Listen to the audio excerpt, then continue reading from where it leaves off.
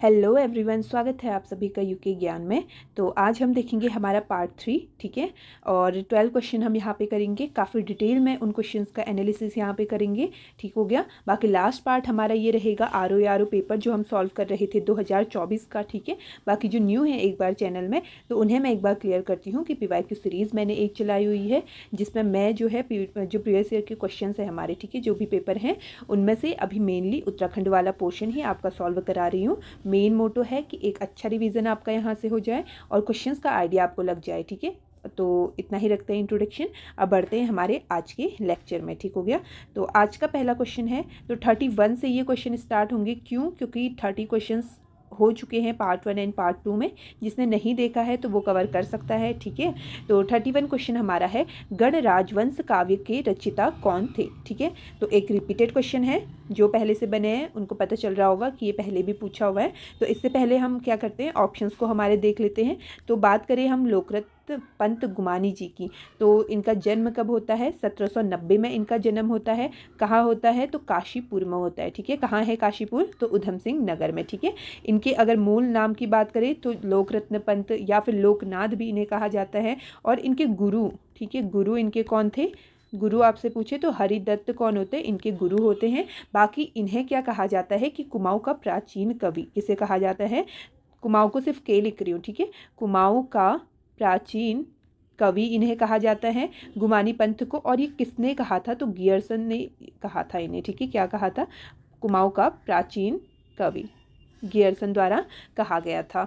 और बाकी इनसे एक मेन क्या बनता है कि कुमाऊं में खड़ी बोली के प्रथम कवि भी किन्हें माना जाता है? गुमानी पंथ जी को माना जाता है, ठीक है।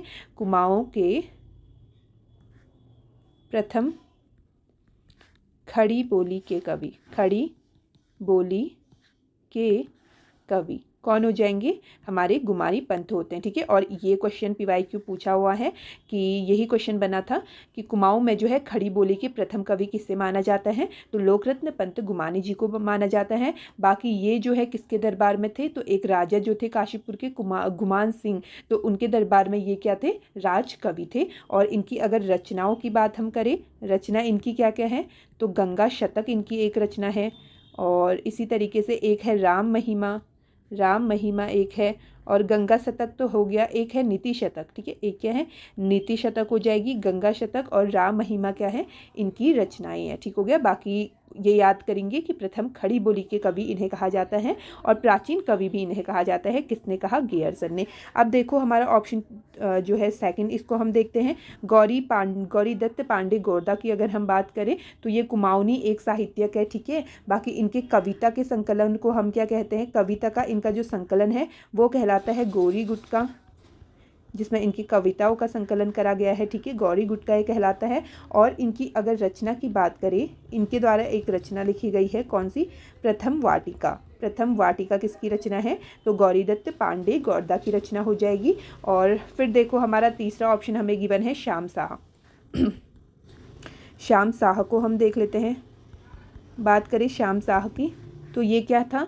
एक हमारा राजा था ना, किस टाइम का? कौन से शासक का? तो पवार वंश का एक ये राजा होता है, ठीक है। टाइम पीरियड की बात करें तो 1611 से लेकर के 1631 तक का इसका टाइम पीरियड है। और राजा होता है ये 45वां नंबर इसका होता है, ठीक है, राजा बनने के क्रम में। और इससे क्या इम्पोर्टेंट बनता है, तो इसका जो उल्लेख है ना वो किस बुक में मिलता है? तो जहांगीर नामा जो पुस्तक है उसमें जो है श्याम शाह का उल्लेख हमें देखने को मिलता है जहांगीर नामा में। जहांगीर नामा नाम से ही पता चल रहा है ना किसके बारे में होगा? जहांगीर के बारे में होगा। और इस तरीके से आपसे पूछे कि मुगल, ठीक है, मुगलों से, और मुगलों में भी किससे? तो जहांगीर से। मुगलों में जहांगीर से जो है भेंट करने वाला शासक कौन था? तो हमारा श्याम शाह होता है। कहाँ करता है? आगरा में ये करता है। और कब करता है? 1621 में भेंट करता है, ठीक है। तो ये इससे एक बनता है। और फिर भेंट इसने करी तो फिर क्या होता है कि जो जहांगीर है, ठीक है, मुगलों द्वारा जहांगीर ने इससे क्या दिए दान में?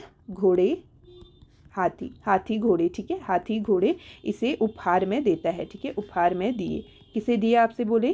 तो श्याम शाह को दिए जाते हैं। बाकी इससे एक क्या बन सकता है कि राजगुरु इसके कौन होते हैं? तो इसके जो राजगुरु होते हैं वो होते हैं शंकर देव इसके राजगुरु हैं। अब ये क्यों इम्पोर्टेंट है, तो इनकी एक रचना है, कौन सी है इनकी रचना, तो वास्तु शिरोमणि ग्रंथ, वास्तु शिरोमणि ग्रंथ। आपसे पूछिए वास्तु शिरोमणि ग्रंथ किसका है, तो शंकर देव का हो जाएगा। और शंकर देव कौन है, तो राजगुरु हैं श्याम शाह के दरबार में, ठीक है। बाकी श्याम शाह को ही हम क्या कहते हैं, विलासी राजा इसी को कहते हैं, घमंडी राजा कहते हैं, ठीक है। और इसकी अगर मृत्यु की बात करें तो इसकी मृत्यु कैसे होती है, तो मृत्यु होती है इसकी अलकनंदा नदी में डूबने के कारण। किस कारण, अलकनंदा नदी में डूबने के कारण क्या होती है, इसकी मृत्यु होती है। और फिर यहाँ से क्या इंपॉर्टेंट बनता है ना, कि इसी के टाइम पीरियड में जो है हमें मतलब सती प्रथा देखने को मिलती है, ठीक है। मृत्यु के पश्चात इसकी मतलब सती प्रथा देखने को मिलती है। क्यों, क्योंकि इसके मृत्यु के पश्चात क्या है, मतलब 60 रानियाँ क्या हो जाती है, सती हो जाती है इसकी मृत्यु के पश्चात, ठीक हो गया। बाकी यहाँ से एक चीज़ और बनता है कि इसके जो मतलब जब इसकी मृत्यु हुई तो एक होता है पादरी, कौन होता है, एजेवेडो, पादरी एजेवेडा एक होता है। तो ये क्या करता है, श्याम शाह का दाह संस्कार देखता है, ठीक है। क्या देखता है, दाह संस्कार देखने वाला एक पादरी होता है एजेवेडो। और ठीक है, इतना हो गया। बाकी ये क्या करता है, श्याम शाही बाग एक बनाता है, श्याम शाही बाग का ये निर्माण करता है। कहाँ करता है, तो श्रीनगर में ये बनाता है, ठीक है। और इसी के टाइम पीरियड में क्या होता है, 1625 में, ठीक है। 1625 के अगर हम बात करें तो इसके टाइम पीरियड में बनती है एक काफ़ी इंपॉर्टेंट चीज़। 1625 में निर्माण होता है किसका, तो केशव राय मठ का। किसका होता है, केशव राय मठ का निर्माण होता है। और लेकिन आपसे बात करी जाए, ये स्थापना इसकी कहाँ होगी, सबसे पहले तो श्रीनगर में होगी। और लेकिन बात हो कि ये निर्माण करा किसने था, तो करते कौन है, महीपति शाह द्वारा करा जाता है, ठीक है। महीपति शाह द्वारा निर्माण इसका कराया जाता है केशव राय मठ का श्रीनगर में। और 1625 में देखो कराए तो महीपति शाह ने, लेकिन टाइम किसका पीरियड चल रहा है, श्याम शाह उस समय राजा है और कराता कौन है, महीपति शाह कराता है। डेट भी याद रखेंगे, 1625 में क्या करता है, केशव राय मठ की स्थापना करता है, ठीक है। तो इतना ही है श्याम शाह से हमारा। तो ये हमारा राजा भी कवर हुआ, सी। बाकी ऑप्शन देखो डी, तो डी काफ़ी बार आपको मैंने कवर कराया हुआ है। मौलाराम खुद में एक इंपॉर्टेंट टॉपिक है, जो पीवाईक्यू कर रहा है उसे समझ में आ रहा होगा। बाकी जो हमारे क्वेश्चन का आंसर है, गढ़ राजवंश काव्य के रचयिता कौन है, तो मौलाराम इसका राइट आंसर हो जाएगा। काफ़ी बार इसे कवर करा है, बट फिर भी काफ़ी पूछ रहा है तो एक बार फिर देख लेते हैं। बात करें इसके पिता की, तो मंगत राम इसके पिता है। माता कौन है, तो रमा देवी है। गुरु आपसे पूछे तो कौन हो जाएंगे, राम सिंह क्या है, इनके गुरु है। पारिवारिक पेशा क्या है, तो सुनार है। अगर पुत्र इनकी बात करें, इनके पुत्र कौन है, ज्वालाराम, शिवराम, आत्माराम, अजब राम इनके पुत्र हैं, ठीक है। अगर इनके प्रारंभिक अवस्था का आपसे चित्र पूछे, प्रारंभिक अवस्था का कौन सा है, तो ये भी पूछा हुआ है ना। ये जो हाल ही का जो कौन सा हुआ था, पटवारी का जो लीक हुआ था, तो उसमें स्टेटमेंट में भी पूछा हुआ था। बाकी पीसीएस के क्वेश्चन में भी इसे पूछा हुआ था, तो याद करेंगे। क्या मोर प्रिय क्या है, इनके प्रारंभिक अवस्था का चित्र है, प्रारंभिक अवस्था का चित्र है, ठीक है। किसका चित्र है, तो मौलाराम का मौलाराम का है, ठीक हो गया। बाकी और कौन कौन से इनके चित्र हैं, तो जैसे चंद्रमुखी है, मयंक मुखी है, उत्कंठिता नायिका है, राधा कृष्ण मिलन है, सितार प्रिय है, हिंडोला है, ठीक है। वृप लंबा एक नायिका, ये भी इनका चित्र है। दंपति का चित्र है, प्रद्युमन शाह और उनकी रानी का चित्र है ये। और इसी तरीके से बात करें इनकी बुक्स की, तो बुक्स तो मैंने पहले भी लिखाई हुई हैं, बट हमें इससे पहले जो है स्लाइड लेनी पड़ेगी। एक स्लाइड ले लेते हैं, ठीक है। चलो देख लेते हैं एक बार फटाफट। अगर बात करें आपसे किसकी, बुक्स की, तो गढ़ राजवंश तो हमसे पूछी हुई है। गढ़ राजवंश ये क्या है, एक काव्य है, किसका, मौलाराम का। इसी तरीके से एक है गढ़ गीता संग्राम, ठीक है। गढ़ गीता संग्राम एक है, तो गढ़ गीता संग्राम क्या है, नाटक है मौलाराम का, ठीक है। एक है मनमत सागर, क्या है, मनमत सागर भी किसकी है, मौलाराम की है। और ये क्या है, तो एक काव्य है, ठीक है। सभी किसके हैं, मौलाराम के हैं, मौला राम, ठीक है, याद रखेंगे। बाकी अगर आपसे पूछे कि जो है मौलाराम के चित्रों को जो है प्रसिद्धि दिलाने का काम किसने करा था, तो कौन करते हैं, बैरिस्टर मुकुंदी लाल करते हैं। इनकी जो चित्र है उनको प्रसिद्धि ये दिलाते हैं, ठीक है, मौलाराम के चित्रों को। अगर मुकुंदी लाल की बुक्स की बात करी जाए तो कौन कौन सी इनकी बुक्स हैं, एक तो है गढ़वाल पेंटिंग, कौन सी है, गढ़वाल पेंटिंग इनकी बुक है। कब होती है प्रकाशित, तो 1969 में होती है। और इसी तरीके से एक है हमारी कौन सी, some notes on Mola Ram, some notes on Mola Ram इन्हीं की है, ठीक है। और एक कौन सी है इनकी, गढ़वाल स्कूल ऑफ पेंटिंग, कौन सी हो जाएगी, गढ़वाल स्कूल ऑफ पेंटिंग किसकी है, तो मुकुंदी लाल की ये 3 बुक्स है, ठीक है। और लेकिन ना आपसे अगर गढ़वाल पेंटिंग एक ने और लिखी है, गढ़वाल पेंटिंग, तो ये बुक जो है वो इंग्लिश में लिखी गई है, इंग्लिश में। ये किसने लिखी है, तो वी आर्चर ने, किसने लिखी है, वी आर्चर द्वारा लिखी गई बुक है, ठीक है। बाकी तो और क्या हो सकता है यहाँ से, ठीक है, इतना ही है अभी तो, ठीक है। 4 के 4 ऑप्शन हमने देखे, मौला राम इसका राइट आंसर है, औरों को भी हमने देखा। लिखना नहीं है, याद भी इन्हें करना है, एक बार फिर से अपनी तरफ से भी इन्हें देखना है क्वेश्चंस को, ठीक है।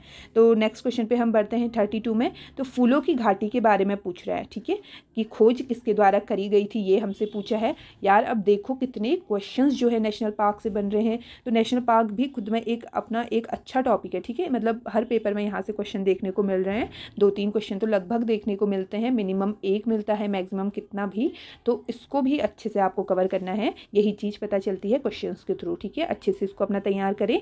तो चलो फूलों की घाटी पहले कवर है, इसलिए इसको फटाफट एक बार रिवाइज कर लेते हैं। तो 1931 में कौन इसकी खोज करता है, तो एक ऑस्ट्रेलिया का एक पर्वतारोही होता है, फ्रैंक स्माइथ जो है इसकी खोज करता है, और इसके बारे में, ठीक है, अपनी पुस्तक एक निकालता है, कौन सी, the valley of flowers, the valley of flowers, ठीक है। इस बुक के जरिए क्या है, ये जो है सबको फूलों की घाटी के बारे में बताता है, और ये अपने साथ कितनी किस्म लेकर के जाता है फ्लावर्स की, तो 250 किस्म ये अपने साथ बीज यहाँ से लेकर के जाता है।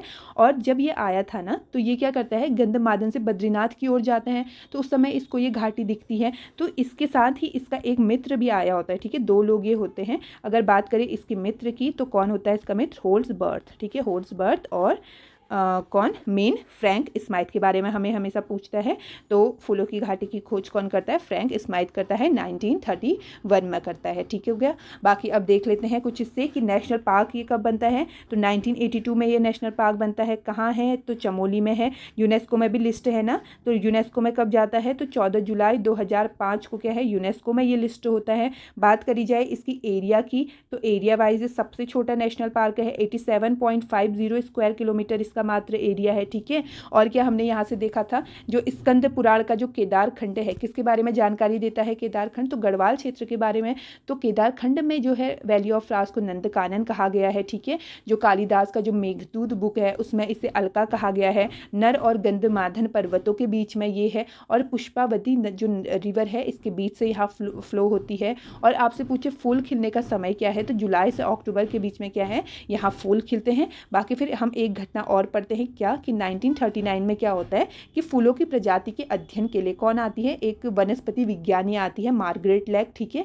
तो उसका क्या होता है, इस घाटी में पैर फिसलने से उसकी यहाँ मृत्यु हो जाती है। तो इसकी समाधि भी कहाँ है, तो फूलों की घाटी में देखने को मिलती है। और फूलों की घाटी के अगर अन्य नाम की हम बात करें, तो जैसे बेकुंठ इसी का नाम है, भ्यूंडार, गंधमादन भी बोलते हैं, पुष्पावली और फ्रैंक स्माइथ घाटी भी इसे ही कहा जाता है, ठीक है।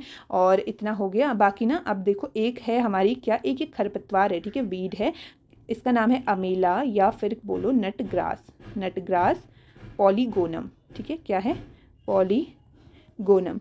तो अब हो क्या रहा है ना, तो ये जो खरपतवार है ये क्या कर रही है, मतलब इसका विस्तार बहुत बढ़ रहा है इस घाटी में, जो कि एक विनाशक है इस घाटी के लिए, ठीक है। आपसे पूछ सकता है कौन सी खरपतवार का विस्तार जो है वहाँ लगातार बढ़ रहा है, तो कौन सी हो जाएगी, अमीला या फिर नटग्रास पॉलीगोनम, ठीक है। तो हो गया, इतना ही है हमारा वैली ऑफ फ्लावर्स, बहुत बार करा हुआ है, तो याद रखेंगे आप, इसको अच्छे से अपना तैयार कर लेना, ठीक है। बात करते हैं नेक्स्ट की। तो देखो फिर से एक बार हमें किसके बारे में पूछ लिया है, तो नेशनल पार्क्स के बारे में हमें पूछा है, निम्नलिखित में से किस राष्ट्रीय उद्यान का भौगोलिक क्षेत्र सबसे न्यूनतम है। देखो सेम क्वेश्चन, मतलब एक ही पेपर में एक ही नेशनल पार्क से 2 क्वेश्चन हमसे पूछे गए हैं। अभी ऊपर देखा सबसे कम क्षेत्रफल किसका है, तो फूलों की घाटी का सबसे कम है, कितना है, तो 87.50 स्क्वायर किलोमीटर ही इसका एरिया है। देखा था ना अभी ऊपर जस्ट करके आए हैं, तो ठीक है। मतलब क्या सीखने को यहाँ से मिलता है कि नेशनल पार्क को अपना एकदम अच्छा बनाना है, ठीक है। उसके एयर्स कहाँ हैं, कितना एरिया है, उससे क्या रिलेटेड फैक्ट है, सबको करना है। गंगोत्री की बात करते हैं, तो गंगोत्री क्या है, हमारा उत्तरकाशी में है गंगोत्री, और कब बनता है? 1989 में इसकी स्थापना करी जाती है। एरिया इसका सबसे ज़्यादा बड़ा है, तो कितना है? 2390 किलोमीटर स्क्वायर का इसका एरिया है। ठीक है, बात करते हैं गोविंद की, तो गोविंद भी हमारा कहाँ है? उत्तरकाशी में है।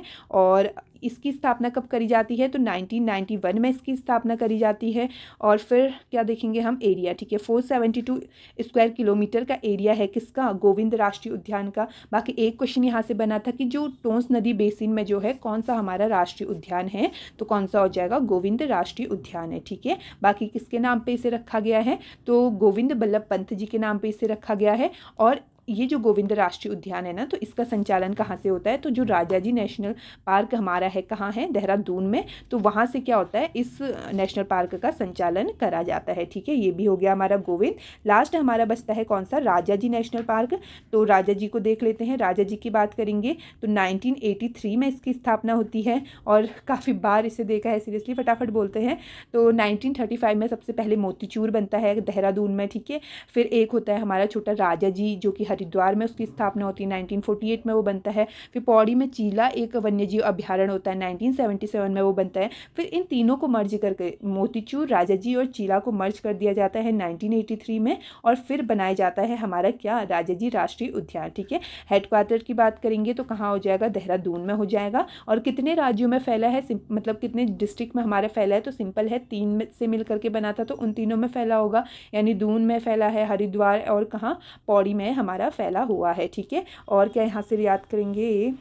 हाँ, इसका नेम किस पे रखा गया है? तो जो लास्ट गवर्नर जनरल सी राजगोपालाचारी के नाम पे है। और इम्पोर्टेंट की 2015 में इसे क्या करा जाता है? अप्रैल भी याद कर लो, ऐसे भी पूछ सकता है। तो अप्रैल 2015 में इससे जो है टाइगर रिजर्व घोषित कर दिया जाता है। देश का तो ये होता है 48वां नंबर का, और राज्य का होता है हमारे उत्तराखंड का 2nd नंबर का। ठीक है, काफ़ी बार इसे देखा है। तो नेशनल पार्क आप लोग बहुत अच्छे से अपना तैयार करें। तो देखो नेक्स्ट क्वेश्चन हमारा क्या है? कुमाऊं परिषद के प्रथम अधिवेशन की अध्यक्षता किसने करी? तो कुमाऊं परिषद भी देख रहे हो कितना पूछ रहा है, तो कुमाऊं परिषद भी आप लोग अच्छे से अपना बनाइए, इसको मतलब टॉपिक को अच्छा करिए अपना। तो चलो देख लेते हैं फिर भी फटाफट एक बार। स्थापना बोले 1916 में, कहाँ होती है? नैनीताल में होती है। ठीक है, और मतलब इसकी प्रथम कल्पना किसके द्वारा करी गई थी? तो प्रथम कल्पना कौन करता है? अल्मोड़ा अखबार हमारा करता है। और अधिवेशन की बात करें तो अगले ही साल से इसके अधिवेशन शुरू हो जाते हैं। कब से? फर्स्ट होता है हमारा 1917 में होता है, और कहाँ होता है? अल्मोड़ा में होता है। ठीक है, अध्यक्षता की बात करें तो कौन करते हैं? जयदत्त जोशी इसकी अध्यक्षता करते हैं। और पूछा भी हमसे प्रथम अधिवेशन ही है, तो यानी कि ऑप्शन बी हमारा सही हो जाता है। सेकंड की बात करते हैं तो सेकंड अधिवेशन 1918 में होता है, हल्द्वानी में होता है। ये हाल ही का जो PCS का पेपर हुआ था 2025 में, उसमें पूछा हुआ था। कौन करते हैं अध्यक्षता? तो तारा दत्त गैरोला जी इसकी अध्यक्षता करते हैं। ठीक है, नेक्स्ट थर्ड की अगर बात करेंगे तो अगले ही साल होता है 1919 में।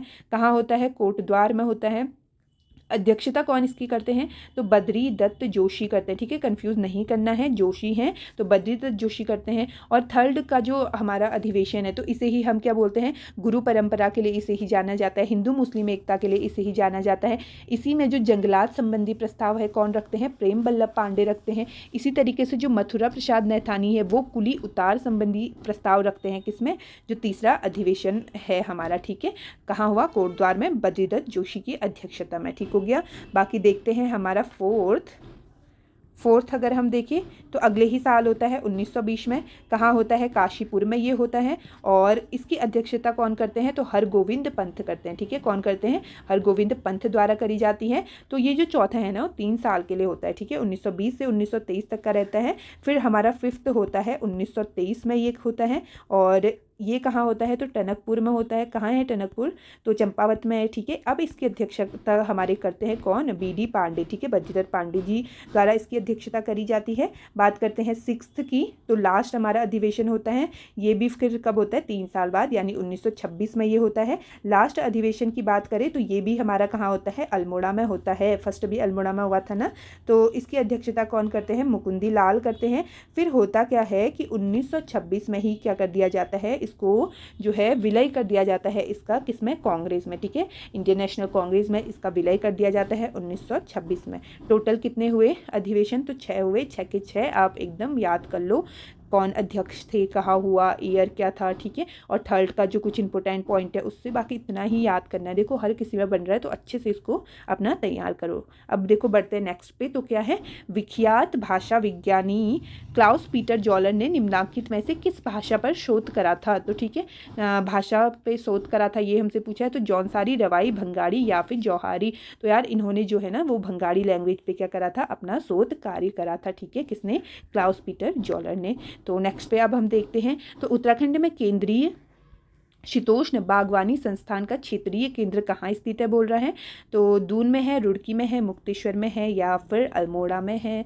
तो कहाँ है, तो मुक्तेश्वर में हमारा स्थित है। मुक्तेश्वर कहाँ आता है, तो नैनीताल के अंतर्गत आता है, ठीक है। बाकी नैनीताल के कुछ और देखते हैं, जैसे टीबी यानी कि क्षय रोग वाला, ठीक है। क्षय रोग सैनिटोरियम आपसे बोले, सैनिटोरियम आपसे बोले। तो इसकी स्थापना की बात करें, ये कब बनता है, 1912 में ये बनता है, ठीक है। कहाँ है, तो भवाली में है, ठीक है। भवाली कहाँ है, तो भीमताल नैनीताल के अंतर्गत आती है, ठीक है। इसी तरीके से एक यहाँ से इंपॉर्टेंट पूछता है ना, लोक संस्कृति संग्रहालय, लोक संस्कृति संग्रहालय आपसे बोले, तो ये कहाँ है, खुटानी भीमताल में है। कहाँ हो जाएगा, खुटानी भीमताल में स्थित है। और बात करें कि कब ये इसकी स्थापना होती है और कौन करता है, तो 1983 में इसकी स्थापना होती है। किसके द्वारा, डॉक्टर यशोधर मठपाल जी द्वारा, डॉक्टर यशोधर मठपाल द्वारा, ठीक है, द्वारा ये स्थापित किया जाता है। और फिर एक हमने देखा था कौन सा, आपसे बोले टसर अनुसंधान बोले,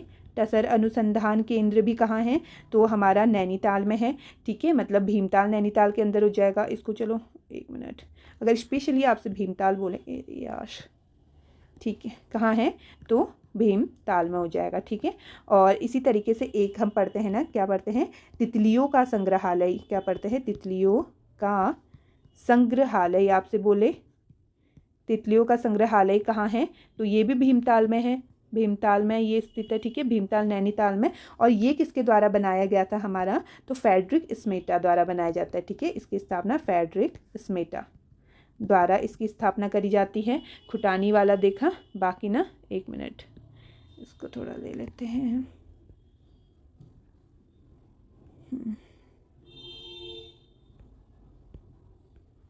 ठीक है, बाकी देख लो। एक ना आप लोग ये याद करो कि ये पहले भी पूछा हुआ है ना, 4 ऑप्शन गिवन थे, उसमें से इसका जो हमें गलत मार्क करके दिया हुआ था और हमें ये बताना था। तो अरे राष्ट्रीय शीत जल मत्स्यिकी, ठीक है, अनुसंधान आपसे पूछे, अनुसंधान केंद्र, तो ये भी कहाँ हो जाएगा, हमारा भीमताल में है, ठीक है। कहाँ है, भीमताल में ये स्थित है। और एक आपसे पूछे राष्ट्रीय पादप एवं जैविकी, पादप एवं जैविकी अनुसंधान, ठीक है, अनुसंधान केंद्र, तो ये भी हमारा कहाँ है, तो नैनीताल में स्थित है, ठीक है। कहाँ हो जाएगा, नैनीताल में हो जाएगा। ओह शिट, एक मिनट, ठीक है, कहाँ है, तो ये भी हमारा नैनीताल में स्थित है, ठीक है। तो अरे यार जैविकी, ठीक है, तो ये भी कहाँ स्थित है, तो हमारा नैनीताल में ये भी स्थित है, ठीक है। याद रखेंगे इन सबको। बाकी बढ़ते हैं हमारे नेक्स्ट पे। तो नेक्स्ट है हमारा वर्ष 1998 में निम्नलिखित में से किस जिले में मालपा भूस्खलन आया था। मालपा ये बहुत बार पूछता है, मतलब काफ़ी रिपीटेड ये क्वेश्चन है, तो काफ़ी बार हमने इसे कवर भी करा है। कब होता है मालपा, तो 18 अगस्त 1998 की एक घटना है। कहाँ होता है, तो पिथौरागढ़ में ये घटित होती है। फिर इसके लिए राहत के लिए क्या एक ऑपरेशन चलाया जाता है ना इसके राहत के लिए, तो operation blue angel, operation blue angel आपसे बोले, तो किसके लिए, जो मालपा भूस्खलन था उसके राहत के लिए ये चलाया गया था। बाकी इसमें हमने क्या एक पढ़ा था, तो इसमें क्या होती है, मृत्यु होती है, किसकी होती है, तो जो हमारी एक नृत्यांगना होती है भारत की, प्रतिमा बेदी की मृत्यु होती है मालपा भूस्खलन में, ठीक है। तो कहाँ घटित हुई मालपा भूस्खलन, पिथौरागढ़ में हमारी घटित होती है। तो इसको ईयर तो आप अच्छे से याद कर लो यार, क्योंकि काफ़ी रिपीट इसे कर रहा है। अब देखो ना, जो पटवारी का पेपर हुआ हुआ था, तो उसमें हमारे भूस्खलन कुछ गिवन थे, तो उनको देख लेते हैं एक बार। तो 1983 की एक घटना है जो है कर्मी भूस्खलन, ठीक है। कहाँ है कर्मी? तो बागेश्वर में स्थित है। कर्मी भूस्खलन कब होता है? तो 1983 में होता है, ठीक है। इसी तरीके से एक 1990 में एक होता है, कौन सा? नीलकंठ भूस्खलन। नीलकंठ भूस्खलन कब का है? तो 1990 का है। और एक है 2007 का देवपुरी गैरसैंण, ठीक है। देवपुरी गैरसैंण, ये भी क्या है? भूस्खलन है, ठीक है। तो ये 2007 का है। बाकी उसमें एक ऑप्शन यही गिवन हुआ था कि 1998 में मालपा था, और ये 3 थे, ठीक है। तो इनको भी आप अच्छे से याद करेंगे। बाकी एक हमने देखा था शिमली भूस्खलन, ठीक है। शिमली भूस्खलन भी पढ़ा था ना, तो ये कहाँ होता है? तो कर्णप्रयाग व ग्वालदम के मध्य ये घटित होता है, ठीक है। ग्वालदम के मध्य। इसी तरीके से पूछा था ना हमसे क्वेश्चन, तो आपदा से भी काफ़ी क्वेश्चन करता है, तो इन सबको एयर आपको याद रखने हैं, ठीक है। शिमली कहाँ होता है? कर्णप्रयाग और ग्वालदम के मध्य घटित होता है। अब चलो नेक्स्ट देखते हैं हमारा, उत्तराखंड की निम्न में से कौन सी नदी जो है उसका उद्गम हिमनद से नहीं होता है, पूछ रहा है। हमेशा क्वेश्चन आपको पढ़ना है, एक्साइट नहीं होना है कि नहीं पूछ रहा है या फिर सही पूछ रहा है या है बोल रहा है, ठीक है। तो नहीं हमसे बोल रहा है। अब एक क्वेश्चन ना क्या बना था मैं बताती हूँ कि जो है उत्तराखंड की नदियों का जो उद्गम स्थल है वो कहाँ से है, इस तरीके से एक क्वेश्चन बना था।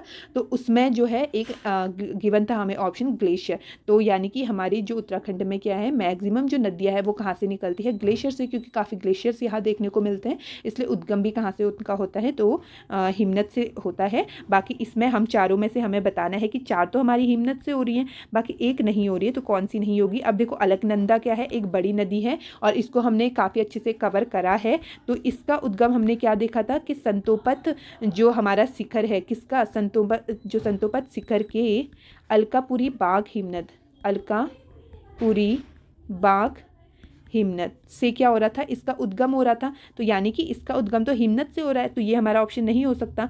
बाकी फिर चलो पिंडर पे आओ। पिंडर की अगर हम बात करें तो पिंडारी ग्लेशियर एक हमारा है, कहाँ है? बागेश्वर में है। तो वहाँ से जो है पिंडर का उद्गम होता है, ठीक है। अलकनंदा में कहाँ होता है पिंडर का संगम? तो कर्णप्रयाग में होता है। और पिंडर की सहायक मैं पूछूं तो कौन सी है? अटागाड़ इसकी सहायक है। अब देखो धौली गंगा की बात करें तो धौली गंगा एक तो है पश्चिमी और एक है पूर्वी। एक है कौन सी? पूर्वी धौली गंगा और पश्चिमी धौली गंगा, ठीक है। अगर पश्चिमी की आप बात करोगे तो इसका उद्गम स्थल है धौलागिरी की कुनगुल श्रेणी। कहाँ से? धौलागिरी की कुनगुल श्रेणी से इसका उद्गम होता है। और इसका भी उद्गम हमें एक जो है हिमानी से ही देखने को मिल रहा है। और जहाँ पे जो है हमारी पश्चिमी धौली गंगा और अलकनंदा का संगम होता है, तो वो कौन सा प्रयाग कहलाता है? विष्णु प्रयाग हमारा कहलाता है, ठीक है। और अगर पूर्वी धौली गंगा की बात करें तो जो पूर्वी धौली गंगा है वो सहायक है किसकी? काली जो नदी हमारी बहती है ना पिथौरागढ़ वाले रीजन में, तो उसकी सहायक है। और इसका अगर उद्गम बोले तो इसका उद्गम है गोवान खान ग्लेशियर। कहाँ है? गोवन खान ग्लेशियर से ये निकलती है। अब देखो 3 के 3 हमारी क्या है? ग्लेशियर से निकलने वाली नदी है। तो लास्ट हमारा बचता है ऑप्शन बी, यानी कि ये ही जो है ऑप्शन बी, यानी कि गोमती हमारी कहाँ से नहीं निकलती? हिमनद से नहीं निकलती। तो इस क्वेश्चन का जो राइट आंसर हो जाएगा वो गोमती हो जाएगा। बाकी गोमती कहाँ से निकलती है? फिर गोमती की अगर हम बात करें तो ये एक नदी है बागेश्वर की एक प्रमुख नदी है। और इसका उद्गम कहाँ से होता है? तो डेबरा श्रेणी बागेश्वर के डेबरा श्रेणी से जो है इसका उद्गम होता है। और जो इसकी नदी घाटी है तो वो कौन सी नदी घाटी कहलाती है? तो कत्यूर घाटी उसे हम कहते हैं इसकी नदी घाटी को। और ये जो गोमती है ना, ये किसकी सहायक है? तो सहायक किसकी है ये? तो जो सरयू नदी है तो उसकी सहायक कौन सी है? गोमती नदी है, ठीक है। बाकी सरयू ये, ठीक है, ये मान लो ये सरयू है और ये है गोमती। तो इन दोनों के संगम पे ही हमारा क्या स्थित है? बागेश्वर, ठीक है। बागेश्वर डिस्ट्रिक्ट है ना हमारा एक। तो गोमती और सरयू के नदी पे ही नदी के संगम पे ही बसा है हमारा बागेश्वर। और हम क्या पढ़ते हैं? मानस खंड में, क्या यहाँ पे लिख देते हो, ठीक है। मानस खंड में मानस खंड किसके बारे में जानकारी देता है? कुमाऊं क्षेत्र के बारे में। और वहीं केदार खंड किसके बारे में देता है? गढ़वाल के बारे में, है ना। तो मानस खंड में जो सरयू है, सरयू को किसके समान माना गया है? गंगा रिवर के समान माना गया है। और गोमती की बात करें, गोमती को किसके समान माना गया है? तो यमुना नदी के समान माना गया है। ठीक है, तो ये 38 क्वेश्चन भी हमारा होता है। तो बढ़ते हैं नेक्स्ट पे, जो है भारत सरकार द्वारा Uttarakhand lock stock development board को किस देश से रेड सिंधी व गिर पशुओं के जन्म प्लाज्म के आयात हेतु राष्ट्रीय नोडल एजेंसी नामित किया गया है? तो एक करंट का क्वेश्चन है, तब का पूछा हुआ है। तो ब्राजील को क्या करा गया था? नोडल एजेंसी नामित किया गया था। ठीक है, अब देखो नेक्स्ट क्वेश्चन 40 हमारा देखते हैं। निम्नलिखित में से कौन सा युग्म सम्मिलित नहीं है, हमसे पूछ रहा है। तो ठीक है, सुंदरलाल बहुगुणा हमें गिवन है, और Sarvodaya Mandal, Chandra Prasad Bhatt, Dasholi Gram and Simon company, वन संरक्षण, चिपको आंदोलन, रैणी गांव। ठीक है, तो समझते हैं इसको सबसे पहले। ठीक है, समझें तो इनको चलो अच्छे से डिटेलिंग में देखते हैं। अगर बात करी जाए सुंदरलाल बहुगुणा की, इसकी सुंदरलाल बहुगुणा के बारे में अगर हम कुछ जाने तो ठीक है, इन्हें क्या कहा जाता है? वृक्ष मित्र इनका एक निकनेम है। ठीक है, क्या है? वृक्ष मित्र इनका निकनेम है। अब आप कंफ्यूज मत करना, क्यों? क्योंकि वृक्ष मानव किसी और का है। तो वृक्ष मानव किसका है? विश्वेश्वर दत्त सकलानी। तो वृक्ष मानव किसका है? तो विश्वेश्वर दत्त सकलानी का है। और वृक्ष मित्र किसका निकनेम है? तो सुंदरलाल बहुगुणा जी का निकनेम है। जन्म की अगर हम बात करें तो जन्म इनका होता है 1927 में। कहाँ होता है? तो टिहरी में इनका जन्म होता है। ठीक हो गया। बाकी और हम क्या देखेंगे इनके बारे में? तो एक बहुत बड़े पर्यावरणविद थे ना ये हम पढ़ते हैं। और यही क्या एक हमारा नारा देते हैं, हिमालय बचाओ देश बचाओ। ठीक है, हिमालय बचाओ, अरे यार, हिमालय बचाओ और देश बचाओ नारा किसका है आपसे बोले? तो सुंदरलाल बहुगुणा जी का ये नारा है। और ये क्या करते हैं? एक पर्वतीय, ठीक है, नवजीवन संस्था भी ये बनाते हैं। ठीक है, पर्वतीय नवजीवन संस्था भी एक ये बनाते हैं। अपनी पत्नी कौन है इनकी वाइफ? तो विमला देवी की सहायता से ये क्या करते हैं? हेल्प लिख देती हूँ हाँ सिर्फ। तो इनकी सहायता से ये क्या करते हैं? नवजीवन संस्था भी एक बनाते हैं। और एक ये क्या बनाते हैं कि वृक्ष मानव संस्था एक ये बनाते हैं। और ये किसकी हेल्प से बनाते हैं? तो रिचर्ड बेकर की हेल्प से ये बनाते हैं वृक्ष मानव संस्था। ठीक है, कौन है रिचर्ड बेकर? तो एक वन्य जीव प्रेमी है, ट्री मैन ऑफ वर्ल्ड इन्हें कहा जाता है। तो इनकी हेल्प से ये क्या बनाते हैं? वृक्ष मानव संस्था एक बनाते हैं। बाकी थोड़ा सा रुक जाएंगे।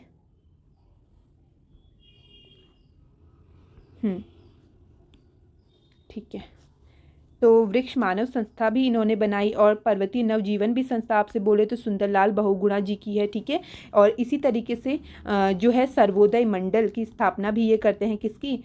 सर्वोदय मंडल की स्थापना भी ये करते हैं। और अब देखो जो है 76 डेज तक ये क्या करते हैं? जो हमारा कौन सा डैम था? टिहरी डैम। ठीक है, टिहरी डैम के कार्य को रोका। कितने दिन तक? तो 76 दिन तक कार्य को रोका इन्होंने।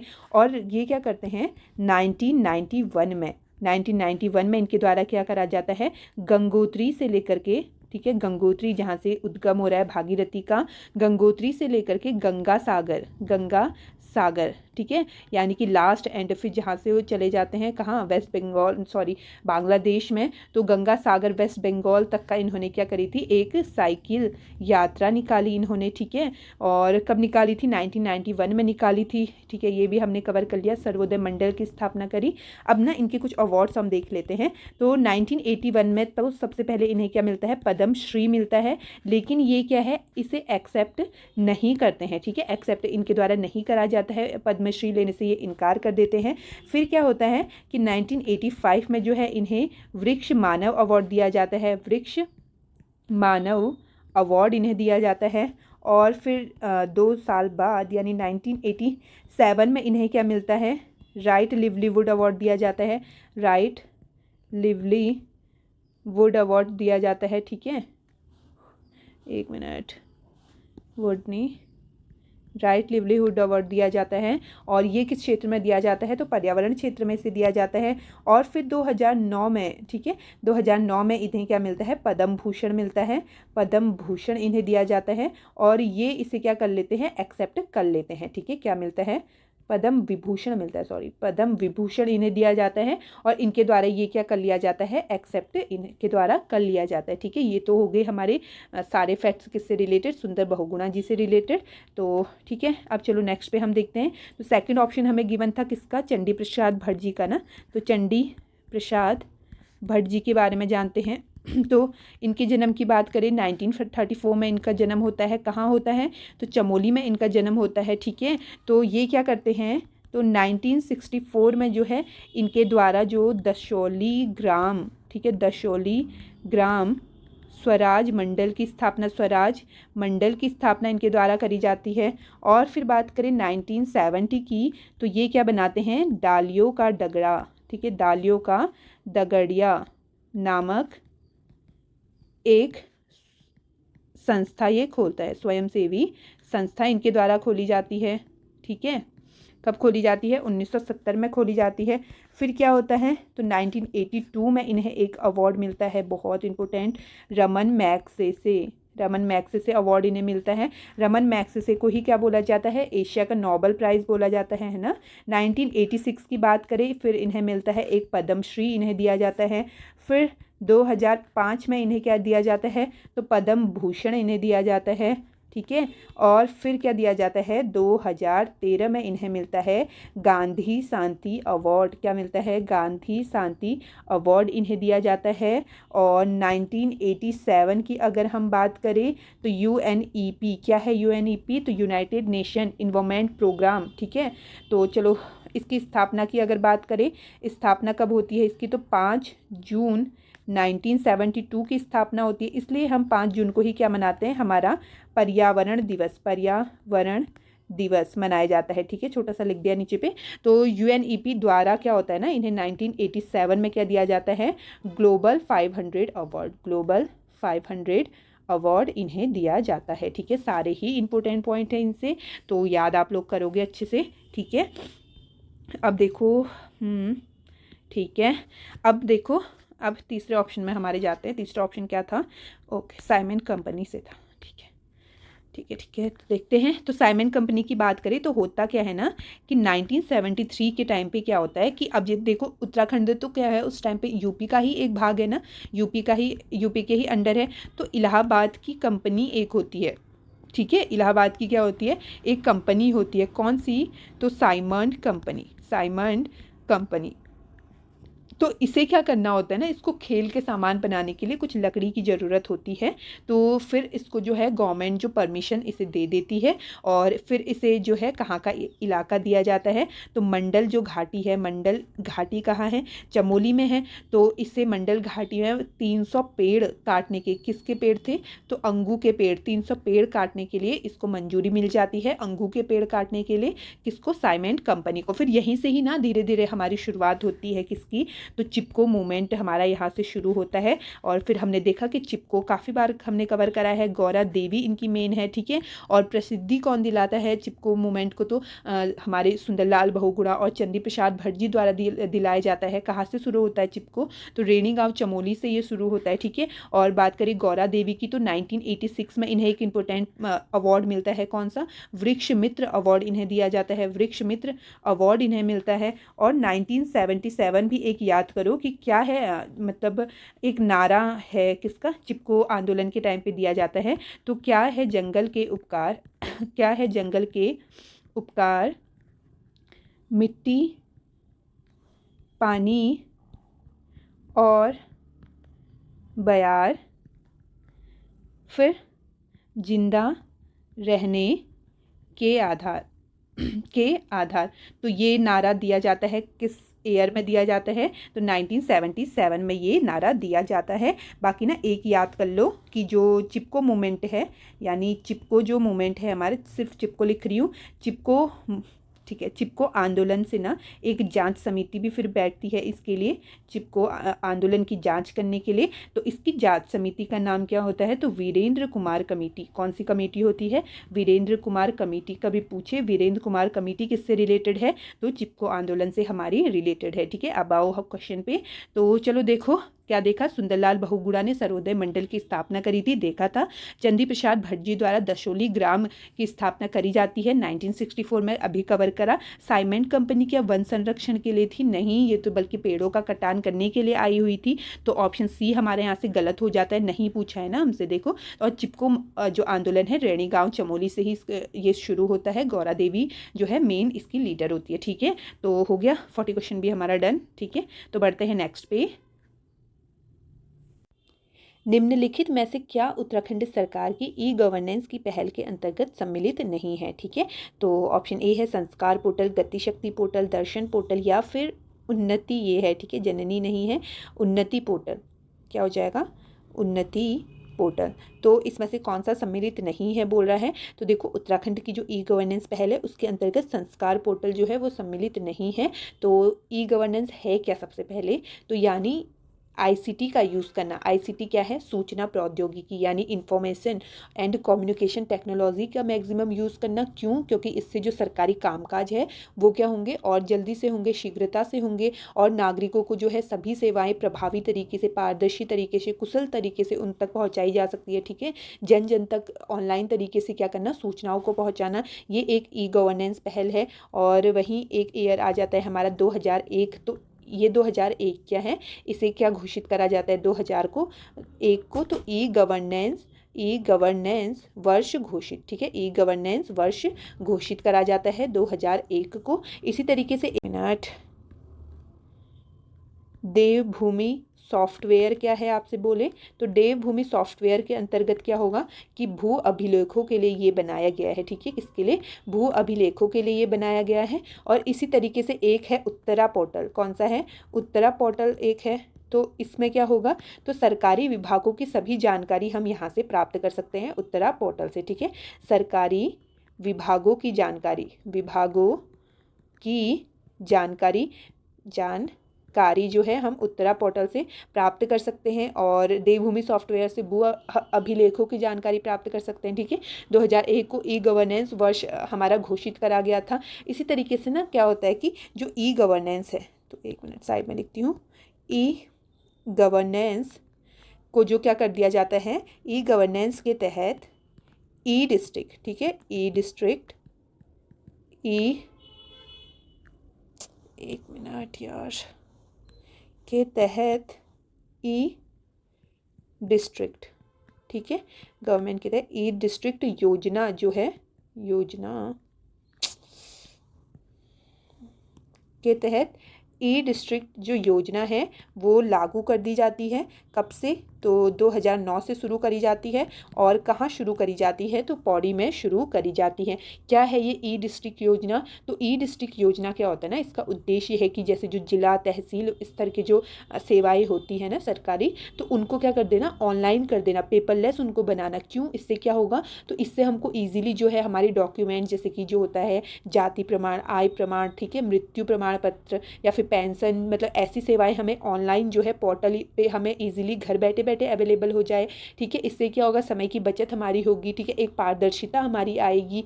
सारी मतलब सेवाएं हमें क्या होगा? काफ़ी अच्छे से एक डिजिटल तरीके से हमें घर में ही बैठे बैठे मिल जाएगी। तो यही है हमारी ई डिस्ट्रिक्ट योजना, ठीक है। 2009 से ये शुरू करी जाती है। कहाँ? पौड़ी में करी जाती है। मेन मकसद कि जो सरकारी सेवा है वो जन जन तक पहुँचाना इसका क्या है? मेन उद्देश्य है, ठीक हो गया। इसी तरीके से 2021 में क्या आता है? सरकार जो है उत्तराखंड की सरकार क्या लॉन्च करती है 2021 में? तो अपनी सरकार पोर्टल योजना, अपनी सरकार पोर्टल ये लॉन्च करती है, ठीक है। जिससे क्या होता है? ई डिस्ट्रिक्ट की जो है सारी सुविधाएं उपलब्ध कराई जाती है, ठीक हो गया। तो ये रहा हमारा किससे? ई गवर्नेंस से कुछ। तो अब नेक्स्ट हमारा देखते हैं 42 क्या बोला है? उत्तराखंड के प्रथम लोकायुक्त कौन है हमसे पूछ रहा है। तो लोकायुक्त होता क्या है सबसे पहले? तो जैसे जो प्रशासन है, ठीक है, अब प्रशासन में जो है अधिकार सबको गिवन है, तो उन अधिकारों का क्या हो? दुरुपयोग ना हो, भ्रष्टाचार ना हो, ठीक है, किसी से कदाचार संबंधी जो मतलब किसी से भी जो है दुरुपयोग ना हो, ठीक है। तो मतलब अगर भ्रष्टाचार हो रहा है या फिर दुरुपयोग किसी चीज़ का हो रहा है तो इनसे संबंधित जो शिकायत है उनका अन्वेषण करता है लोकायुक्त, और फिर जो शिकायत है उसको राज्य सरकार तक ये बताना, ठीक है, उसके संबंध में बताना, ये भी किसकी जिम्मेदारी है, तो लोकायुक्त की जिम्मेदारी है। ठीक हो गया। तो एक ईयर हम याद करते हैं, 1 नवंबर 2011 को क्या होता है, लोकायुक्त विधेयक पास होता है। लोकायुक्त विधेयक जो है पारित होता है। लोकायुक्त विधेयक कब का है, तो 1 नवंबर 2011 का पारित होता है विधानसभा में। ठीक है। अगर इसके संगठन की बात करी जाए तो एक अध्यक्ष इसमें होता है, और साथ ही क्या होते हैं, 5 सदस्य इसमें होते हैं, और मैक्सिमम 7 हो सकते हैं। ये तो 6 हुए ना, लेकिन ज़रूरत पड़ने पर मैक्सिमम 7 तक का इसमें हो सकते हैं। और एक हम पढ़ते हैं लोकपाल। तो लोकपाल तो इन्हें कहाँ कहते हैं, केंद्र में यानी सेंटर में इन्हें क्या बोलेंगे, लोकपाल बोलते हैं। और वही लोकायुक्त, ठीक है, लोकायुक्त इन्हें कहाँ कहा जाता है, तो स्टेट में, राज्य में लोकायुक्त कहा जाता है इन्हें। ठीक हो गया। बाकी बात करी कौन थे उत्तराखंड के फर्स्ट, तो न्यायमूर्ति SHA रजा क्या होते हैं, फर्स्ट लोकायुक्त होते हैं उत्तराखंड के। ठीक है। अब यहीं पर से ना हम अपना एक और वो कर लेते हैं, आयोग कवर कर लेते हैं। चलो तो मैं ऐड कर लेती हूँ। ठीक है। तो कौन सा करते हैं, पहली मेन बात जो कल पूछा हुआ था 2011 में क्या होता है, सेवा का अधिकार अधिनियम बहुत पूछता है इसे, तो ईयर याद कर लो 2011। डेट पूछे तो 4 अक्टूबर को सेवा का अधिकार अधिनियम हमारा लागू होता है। ठीक है। और अब हम पढ़ते हैं किसके बारे में, तो UKSSC के बारे में कुछ जानते हैं। क्या है ये, तो जो है उत्तराखंड अधीनस्थ सेवा चयन आयोग है। ठीक है। तो 17 सितंबर 2014 को इसका गठन होता है, गठन इसका होता है। और बात करें इसके हेडक्वार्टर की, हेडक्वार्टर कहाँ हो जाएगा, तो दून में इसका हेडक्वार्टर है। ठीक है। और फर्स्ट इसके अध्यक्ष कौन होते हैं, अगर आपसे पूछे फर्स्ट अध्यक्ष की अगर बात करेंगे तो कौन होते हैं, डॉक्टर RBS रावत इसके फर्स्ट होते हैं। और प्रेजेंट की अगर बात करें तो सबको ही पता होगा, नेम काफ़ी फेमस था, तो GS मर्तोलिया। ठीक है, GS मर्तोलिया प्रेजेंट के हैं। ठीक है। और RBS रावत हमारे पहले के होते हैं। उद्देश्य क्या है UKSSC का, तो जो समूह गौ की सभी पद होते हैं उनमें सीधी भर्ती कराना क्या है, इसका उद्देश्य है। और 17 सितंबर 2014 को इसका गठन किया जाता है। ठीक है। तो आज का लास्ट क्वेश्चन देखते हैं, क्या पूछा है, सीलवर्मन की यज्ञ वेदिका किस स्थान से प्राप्त हुई थी, लाखा मंडल से, बाड़वाला से, या फिर पुरोला, या फिर कोटद्वार से। तो ठीक है, देखते हैं। तो सीलवर्मन क्या होता है, एक गोत्रीय वंश का राजा होता है। ठीक है, प्रतापी राजा है, गोत्रीय वंश का एक राजा होता है। तो ये क्या करता है ना, तो दून लिख दूं, देहरादून है। ठीक है। दून के जगत ग्राम, ठीक है, दून में क्या है, एक जगत ग्राम है। जगत ग्राम में ये क्या करता है, बाढ़ वाला यज्ञ वेदिका, बाढ़ वाला यज्ञ वेदिका का ये क्या करता है, निर्माण करता है। कहाँ करता है, देहरादून में, बाड़ा वाला दून में हो जाएगा। जगत ग्राम में बाढ़ वाला यज्ञ वेदिका का ये निर्माण करता है। और यमुना तट के किनारे ये होगा, सीधी सी बात है, वहाँ यमुना नदी फ्लो होती है, यमुना तट पर। ठीक है। और फिर इसके द्वारा क्या करा जाता है कि 4 अश्वमेघ यज्ञ करे जाते हैं बाड़ा वाला यज्ञ वेदिका में। ठीक है। कितने अश्वमेघ करे जाते हैं, तो 4 अश्वमेघ यज्ञ ये करता है इस वेदिका में। ठीक है। तो शीलवर्मन की यज्ञ वेदिका किस स्थान से हमें प्राप्त होती है, तो बाड़ावाला से हमें प्राप्त होती है, याद रखोगे। और बाकी लाखा मंडल से हमने कल क्या देखा था, यहाँ से भी हमें किसी का लेख मिलता है ना, तो किसका मिलता है, तो राजकुमारी ईश्वरा का लेख यहाँ से मिला है। किसका, राजकुमारी ईश्वरा का लेख हमें लाखा मंडल से मिला है। कहाँ है लाखा मंडल, तो जौनसार भाबर वाले क्षेत्र को कहते हैं, वहाँ है मतलब लाखा मंडल। और ठीक है, बाड़ावाला देख लिया, बाड़ावाला कहाँ हो जाएगा, दून में है, देहरादून के अंदर। और पुरोला की बात करें उत्तरकाशी में हो जाएगा। और पुरोला ही क्या है, उत्तरकाशी की जो SC वाली सीट है विधानसभा में, तो आरक्षित एक सीट है उत्तरकाशी से। और कोटद्वार कहाँ है, पौड़ी के अंतर्गत है। ठीक है। तो यहीं पे ख़त्म होता है हमारा आज का लास्ट क्वेश्चन। तो आ गया है मेरा थैंक यू। तो थैंक यू आप सभी को जिसने भी लास्ट तक देखा। बाकी ये पेपर भी हमारा सॉल्व हो जाता है काफ़ी अच्छी तरीके से। ठीक है। एक डिटेल एनालिसिस हमने यहाँ पे करा, और काफ़ी कुछ आपको सीखने को मिला होगा, और कैसे क्वेश्चंस पूछे जा रहे हैं। ठीक है। कहाँ से कितना रिपीट हो रहा है, कैसे करना है, तो यही एक आइडिया लगता है क्वेश्चंस के थ्रू। बाकी फिर कल मिलेंगे एक नए पेपर के साथ। कुछ अगर गलती हुई है, कुछ डाउट है, समथिंग जो भी है, तो कमेंट्स आप लोग कर सकते हो। बाकी टेलीग्राम में आप पूछ सकते हो, इंस्टा भी है, सब लिंक गिवन है। ठीक है। तो आप कुछ भी पूछ सकते हो, डाउट होता है या फिर गलती हुई है तो पहले ही माफ़ कर देना, अभी ही बोलती हूँ। एंड वैसे तो नहीं हुई होगी, बट होती है तो फिर भी आप लोग करेक्ट कर दीजिए।